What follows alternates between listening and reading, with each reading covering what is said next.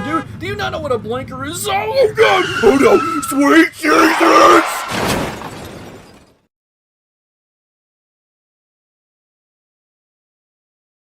Oh hey, I didn't see you there, on account of the fact that my vision is blurry from the sudden impact. Sorry I can't get up and shake your hand as all of my bones are broken and my cacoccus ruptured. Now if only that stupid idiot used our blinker, but maybe that's not entirely their fault. I'm still suing for everything they have though, not just to pay for the damages, but also because this is an amazing opportunity to get free money from ruining someone's life. I mean, they started it. Just look at me. But let's get to the point. Driving is as common in video games as it is in the real world, and just like how there are different types of vehicles, makes, companies, or years, each game is going to handle a little different from others. But let's be thankful that driving vehicles doesn't feel as drastically different as playing Mario Kart to a motorcycle levels in Crash 3. Because that would be chaos, and as much as I like chaos, I gotta drive on these roads too. My survival matters more than your entertainment. This isn't Jackass. I'm not driving a tiny plastic car in a condom through my anus.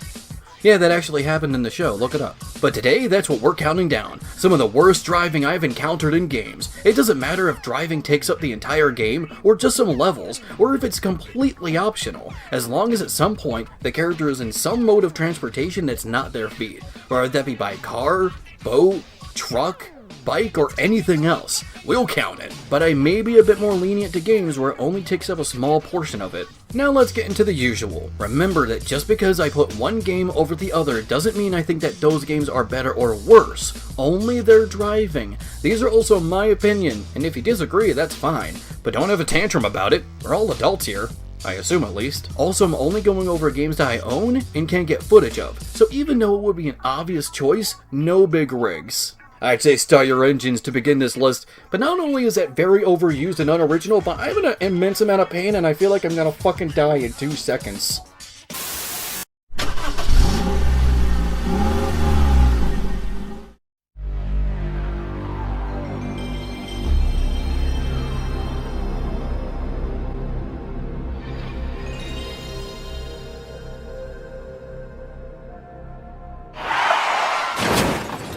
When it comes to the original trilogy of Crash Bandicoot, many are stuck on which is better, Crash 2 or Crash 3.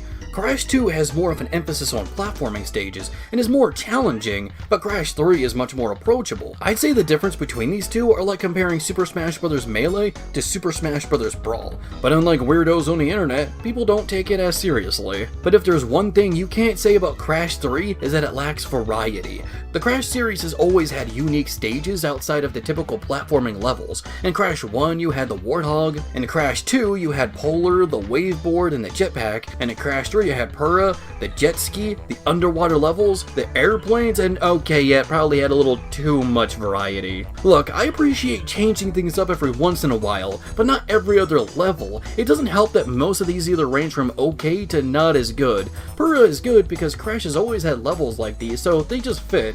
The underwater stages are okay, so are the jet skis as long as you're not going for 100%, and the airplanes are just boring. Wee, I'm having so much fun. But the worst, in my opinion, has to be the motorcycle levels. These levels are races where you have to get first place to get the crystal, and the problem starts as soon as the light says go. It is incredibly stiff to move. Turning is a pain as you either turn just a tiny bit or way too much. There is no in between unless you time it just right. I don't drive a motorcycle, but judging by those assholes on the highway who go over 100 miles an hour and swerve around everybody just because their vehicle is thinner than most, motorcycles are better at turning than cars. But they were right on one thing, they are very easy to lose control of. This wouldn't be so bad if you didn't have to get first place on each one. Sure, you can get to the end, but the level is only truly beaten if you get the crystal, and to do that, you've got to beat the other racers. Who are these pathfinding object motherfuckers in these big obnoxious cars that never lose control or are rarely affected by the hazards of the road? These aren't racers, these are moving obstacles. So, how fun is it in the Insane Trilogy? The exact same, which is, both good and bad, I guess. Congratulations. You exist.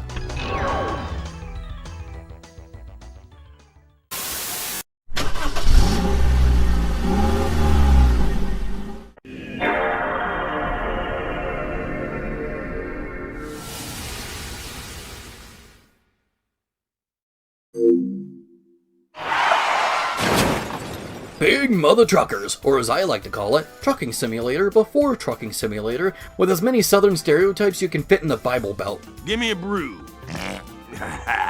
You play as one of 4 truckers who are competing against each other to inherit their mother's trucking company. Whoever has the most money after 30 days wins.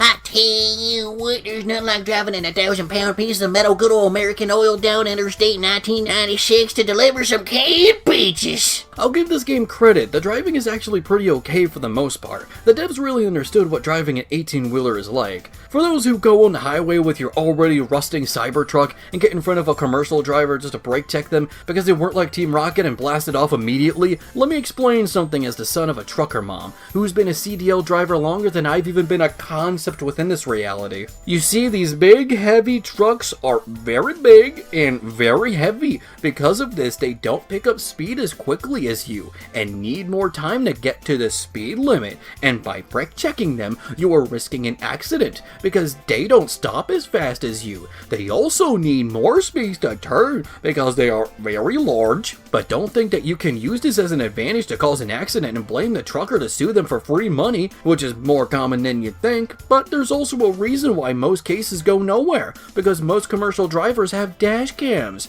so that will almost definitely backfire on you. And now you're the one losing all of their belongings and money in the lawsuit for not having a brain. The devs of Big Mutha Truckers understand this. Your truck is slow at first and needs time to pick up speed. They also take wide turns and are slow to stop. So when you take that into consideration, the driving seems pretty good, right? Well, not exactly. The game also understands that it's very easy for these Goliaths of metal and chicken blood to lose control. But that's where the problems start. Yes, it's easy for an 18-wheeler to lose control, but not like this. More often than not, you're sliding all over the place from turns of your own trailer. Also, you've got some jankiness with the physics. Enough said. So take it slow. You may be shrieking right now, but that's not an option, because the entire game is a race to see who gets the most money by the end of the month. So if you're not trucking, you're slacking. Oh yeah, there are other ways to make money. Other truckers will challenge you to a race and you choose where it ends, but you still have to go fast to actually win the race. So going slow is not an option. It's like if the Sonic detractors who claim that Sonic forces you to go fast were actually right. Okay, so you busted your rig, huh?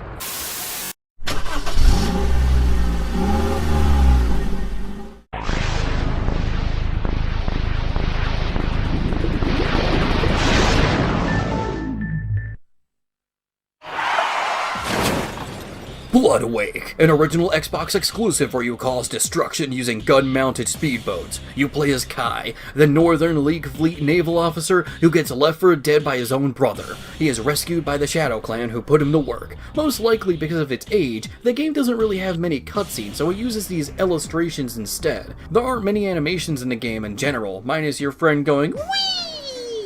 Every mission has a different objective, and every few missions takes place in a different location.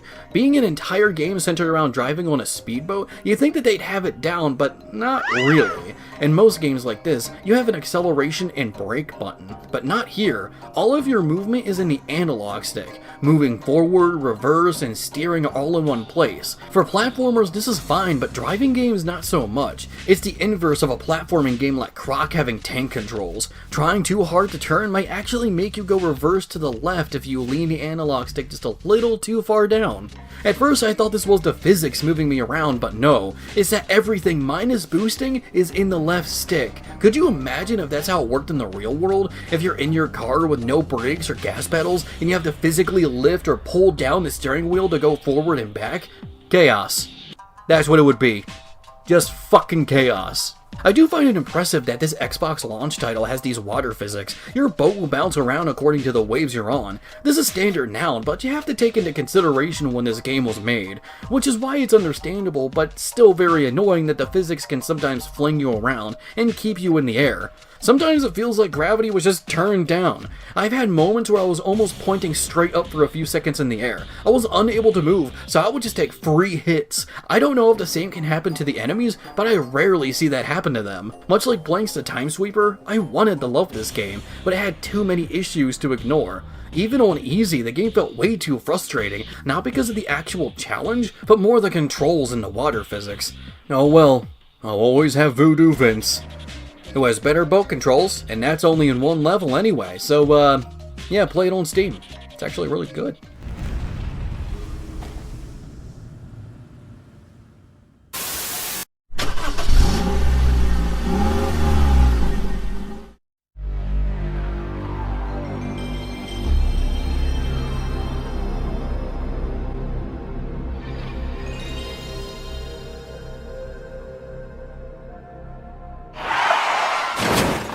Sports! If you know me, you know how much I love sports. How much do I love sports? Not at all, actually.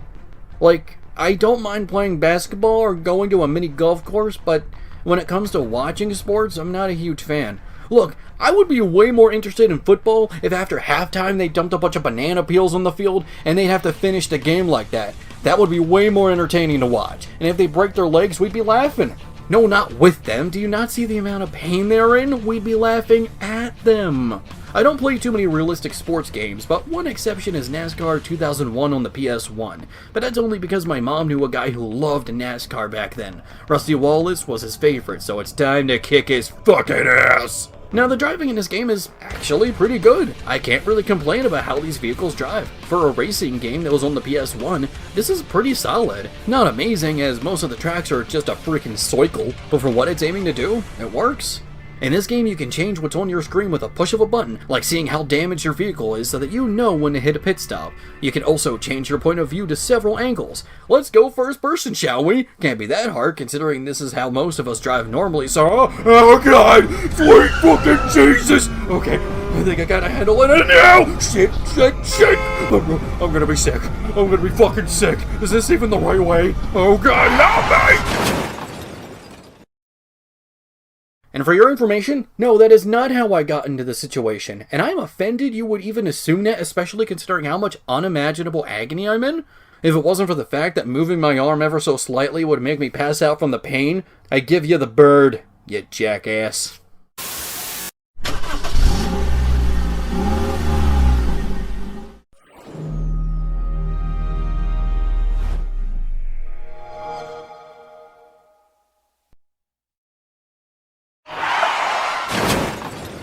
Did you know that Burger King made 3 games for the Xbox and Xbox 360, and they were sold in Burger King restaurants for only $3.99?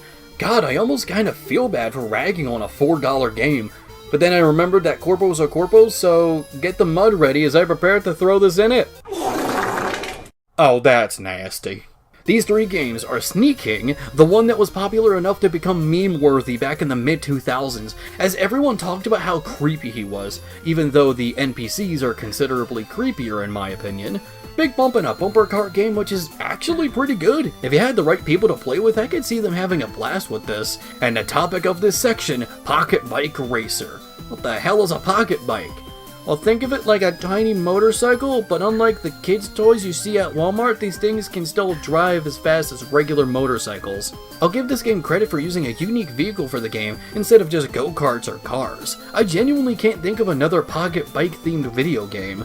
It doesn't seem that bad when looking at it, and for a $5 game, it really isn't. The driving itself is very standard, which doesn't necessarily make it bad, just okay, but let's get into the real problem, starting with the controls. The buttons that you typically use for acceleration and drifting are for some reason reversed, so that takes some getting used to. I have no idea why they decided to set it up like this, considering that even at the time, everyone would agree that A would make you go. Not only this, but it's way too easy to lose control. You'll be ramming in the walls and going out of bounds in areas that you really wouldn't think were out of bounds. You'll be sent flying from God knows where at times. Some easy to make turns become that much harder for these 2 reasons. At its best, it's okay. At its worst, it's could you please fucking stop? I'm trying to have this thing called fun, and if you don't knock it off, I'm gonna slit your goddamn throat, or I'll just turn off the game. That is a much more rational and legal reaction.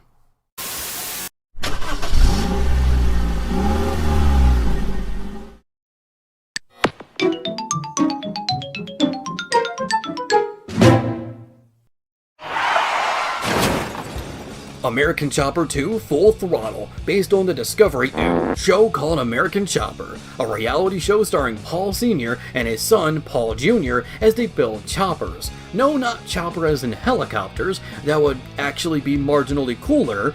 Chopper as in a chopper-styled motorcycle. The series went on for 6 seasons and lasted for most of the 2000s. My mom used to watch this show when we used to have TV back then, but that's not the reason I have this game.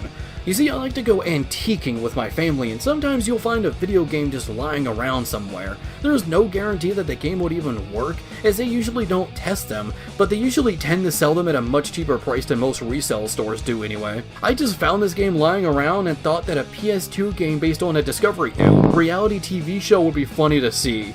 And I'll say this is probably one of the funniest games I ever played. This game is broken in almost every way. AI-controlled characters during missions will just pathfind their way to the point of interest. They will not try to avoid oncoming traffic, and most of the cars in the game will never move out of the way. They might stop, but that's a maybe. So you'll have moments like this happening.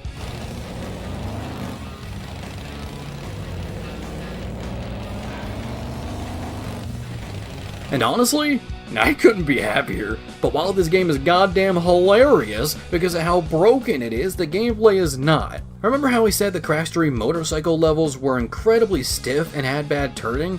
I put that in number 10 because that only takes up 4 levels. It would be way worse if the motorcycle levels took up the entire game. And that's why American Chopper 2 is at number 5. Because that's literally what this is. No joke. The driving in this game feels almost identical to those levels in Crash 3. The turning is inconsistent, the driving is too stiff, and this is your main gameplay style. What's worse is that the levels are not designed with this in mind. At least with Crash 3 you have linear levels, so that makes it more bearable. American Chopper has this city that is actually one big map. No, this is not an open world game, as once you complete an objective, you get sent back to the shop.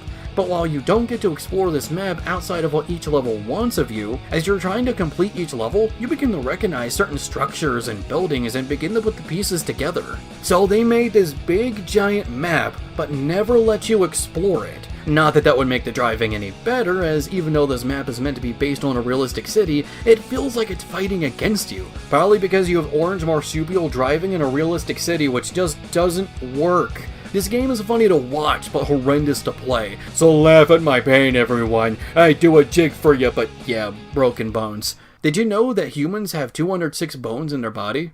I know that because I can feel every single one misplaced and shattered.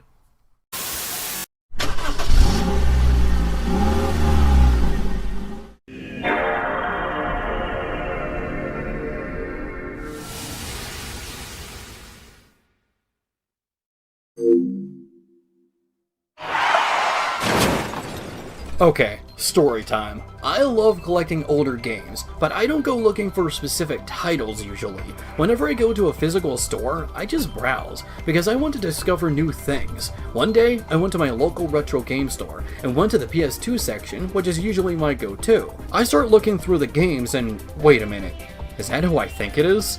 I pull out the game and to my amazement, there he was. Crazy Frog.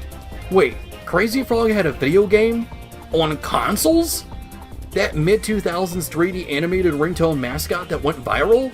Now, many would expect this to be a rhythm game considering the character, but nope, it's a racing game. Crazy Frog Arcade Racer. It feels like everyone wants to have a racing game of their own. Mario, Sonic, Crash Bandicoot, Sackboy, Disney, DreamWorks, Nicktoons, Cartoon Network, Garfield, and Heathcliff. Fucking Heathcliff! And yes, Crazy Frog. And what's even more shocking, the driving isn't actually that bad. Not good either, but serviceable for what it is. So what's the problem? Literally everything else. First, let's start with the items. Usually when you're hit with an item in a racing game, regardless of what direction it comes from, it will kill your momentum and make you get your acceleration back. But here it completely depends on the angle that you're hit at. Hitting characters from behind might actually boost them forward, and guess what direction you're typically going to be hit from? Hitting them in the back is usually not that bad, but not in a racing game! So getting hit with items is non-consequential. Minus losing health. Yes, this game uses health, and you also lose health by hitting walls. This works in games like F-Zero where there are no items, and it's purely based on the driving, but not in a kart racer where you're going to be hit with items. Also, F-Zero has wide tracks so that if you hit a wall, it's usually your fault. But here tracks are too narrow, giving you barely enough room to drive, let alone pass anyone, and you can have random U-turns, so you're bound to hit a few walls, especially when going top speed. Also, if you're going fast up a slope, you ramp off of it. This is fine and normal for most racing games, but what most racing games don't do is have immediate sharp turns at the end of these slopes, so 9 times out of 10 you fling off and fall down to hell, where the devil will rip off your cock, much like what he did to Crazy Frog. And you better not boost or be going too fast when using actual ramps, because you might go so far that you fly over the track and ascend to meet God, who will kick you out because Crazy Frog's entire existence is a sin. I guess all that's left is purgatory then. The last issue comes in the form of the rubber banding. Rubber banding is when the speed of your vehicle and everyone else's change depending on your placement in the race. Racing against AI players, they'll typically slow down if you're behind or speed up if you're ahead. Here it feels like it's not present, as sometimes you'll look at the map, there's one guy that's half of the track's distance ahead of you or behind, but it definitely is there, as when you pass the guy in first place, his speed will noticeably ping pong back and forth. This is a rare case where the driving suffers not from controlling the vehicle itself, but everything else fighting against you at all times. Truest story of my life.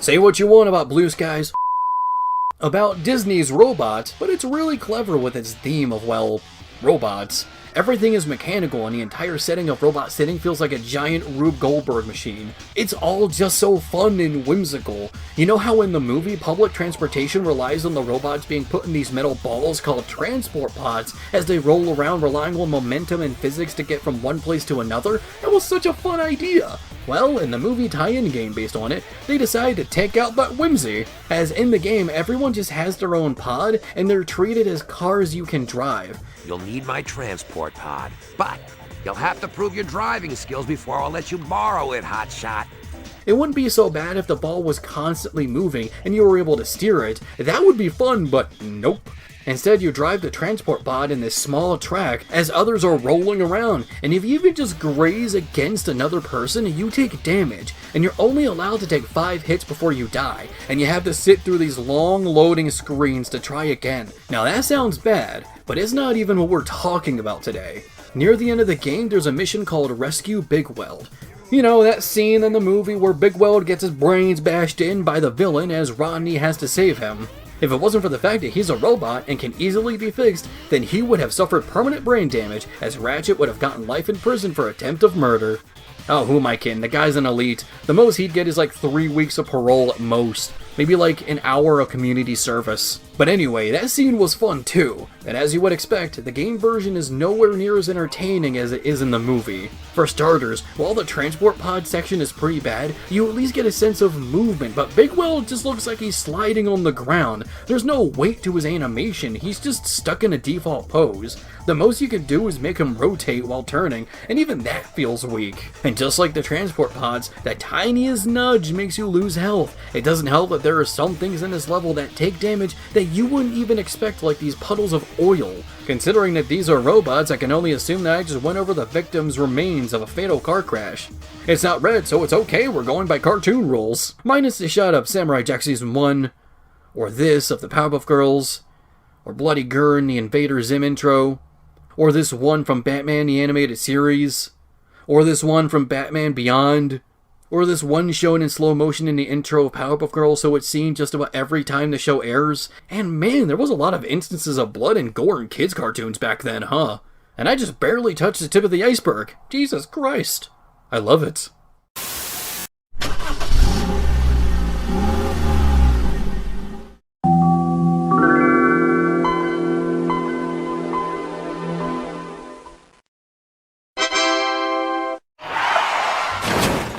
DreamWorks loves making kart racing games. DreamWorks All-Star Racing, Shrek Smash and Crash Racing, Shrek Swamp Kart Speedway, DreamWorks Superkarts, Madagascar Karts, Nickelodeon Revolution Racers 3D, which features the penguins of Madagascar, and Antz Extreme Racing, arguably the worst of the bunch, at least of the ones I've played. I'm sure you can find videos with the title "Every DreamWorks Racing Game" made by some brown-haired guy with glasses, which I'm not talking about anyone in particular. That defies literally God knows how many YouTubers, who only plays 1 or 2 tracks on an emulator before making a simple 3-paragraph review that anyone who didn't even play the game could have made, with super safe monetizable jokes while randomly bringing up some modern issue that has nothing to do with the video, like climate change for example, not because they actually care, but so they can be performative and make themselves look good, while sponsoring some kind of corporation that probably releases God knows how much CO2 emissions. But you won't find that here. Minus the 2-paragraph part, but that's because this is a top list, not a review. Get off my damn back! Antz Extreme Racing has a number of different campaigns. Think of it like a early 2000s Sonic game. Once you choose a character, you go through their part of the story. Each one has a list of different objectives. I was surprised to see that this isn't just a kart racer, but also an on-foot racer and a boarding game as well. While I appreciate the variety, I do not appreciate the quality. While the kart racing sections are the best part of the game quality-wise, they're still just okay. The on-foot racing section would be better if it wasn't for the fact that all of the AI players stick to the same exact line as they pathfind their way to the end. But the downhill slide is the worst of the bunch. On paper, this one should be the easiest, as all you need to do is control it with the analog stick, but that's where the problem lies. Some people prefer to use the D-pad for movement in certain games, and that's because even though your movement options are limited, you're still going the direction that you want. While analog gives you more options in what direction you can go, it's easier to lose control with it. To go perfectly straight, the analog stick must be centered while holding forward. Leaning a little bit to one side or the other could make you start swerving towards that direction unintentionally. Or in this case, all over the fucking place. I swear, with Antz Extreme Racing, you could be pressing forward and be almost centered, but your character will go in just about any direction they want. I'm not even sure why this is, but it made completing this challenge excruciatingly difficult. And once again, just like the on-foot racing challenges, the AI will stay in line, hitting no obstacles on the way down. And unlike the other challenges, you don't get any items, so you can't rely on them to help you out. Honestly, this wouldn't be so bad. Just let me get third and I'll continue the adventure, right? Nope. On Z's story, you must get first place on every single level to get to the final stage. You have got to be kidding me. But eventually I did it. All just to do another foot racer and unlock one character in this game based on a movie I don't remember in the slightest, where every character looks like a variation of this. How exciting.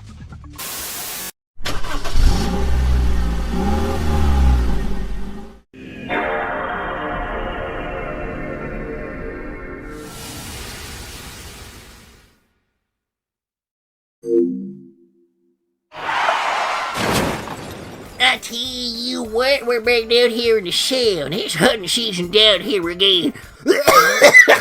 Go ahead, blast the brains out of a deer and put it on display recreationally. Deer Hunter is one of these kind of hunting simulator games. I was kind of excited to play it because I thought it would be like those arcade hunting games like Buck Hunter, but nope. This is probably one of the most bare-bones hunting games I ever played. What you see here is what you get, and it doesn't even control well. I'm having a bit of trouble hunting certain animals as they run away too quickly. How about I send a vehicle in with me? Huh. Where's the four-wheeler? I thought I equipped one.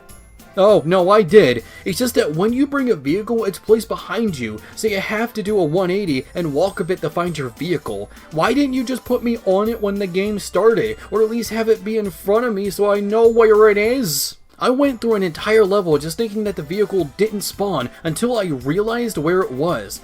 Alright, I'm on the four-wheeler, and Time to get me my lovely wife who doesn't fear me, and I'll for hopefully conservative baby some dinner. the four-wheeler doesn't even feel like you're driving a vehicle at all. It feels like just a slightly faster version of you walking. It has no weight, no varying speeds, no sense of momentum, and it just goes up and down hills at the exact same speed. This is why I put this at number 1 on the list, because at least the other games, no matter how bad their control could be, it at least felt like you were driving something.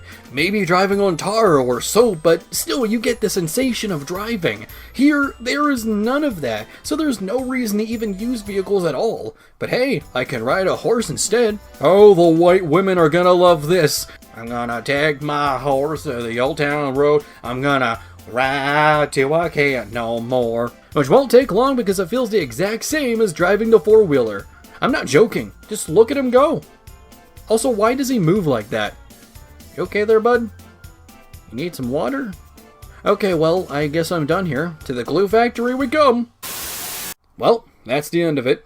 I hope you at least enjoyed the list because I am still in an immense amount of pain. The closest hospital is 80 miles away and the ambulance hasn't even come yet. Heck, I'm pretty sure the driver who caused the accident left already. I tell you what, I ain't going back to jail. My finger may be dragging, but I still ain't slacking.